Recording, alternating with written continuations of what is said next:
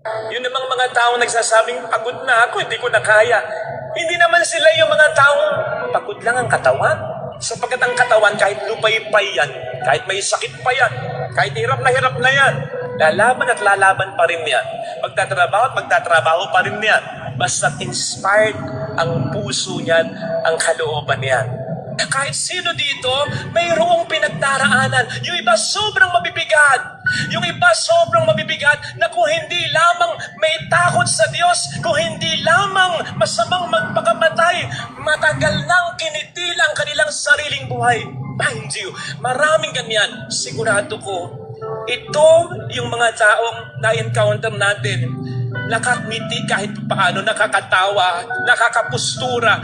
Pero sa loob-loob nila, ang bigat-bigat pala ng dinadala nila. Imagine encountering such kind of people, tapos susungitan mo. May mga tao ganyan talaga. Akala mo okay? Akala mo malakas? Akala mo walang problema?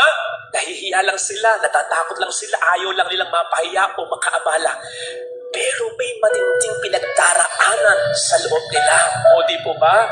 Kapag ganyan, mas nakabibigat yan sa ating mga dinadala, mas nakapapagod yan. Yung mayroon kang pinagdaraanan na walang nakakaalam, o kung meron man, wala naman silang pakialam.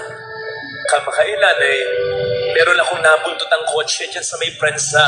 Nung una, inis na inis ako.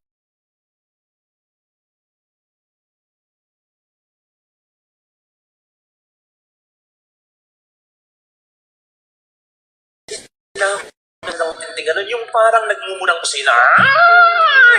Nang bigla ako makita, parang may karatula dun sa may puwita ng kotse niya. Nakalagay, exact words, sensya na, bagong driver lang, tanga pa. Nakalagay. Totoo, yun ang nakalagay. Hindi na ako bumusina. Adjust na ako kasi naiintindihan ko na yung dahilan niya. I just wonder kung bawat isa sa atin, lalong-lalo na yung mga may pinagdaraanan, pwede bang, o pwede kayang maglagay ng karatula sa katawan na nagsasabing, broken-hearted ako, niloko ako, tinraidor ako ng kaibigan ko, bankrupt ako, gipit na gipit ako, may malubhang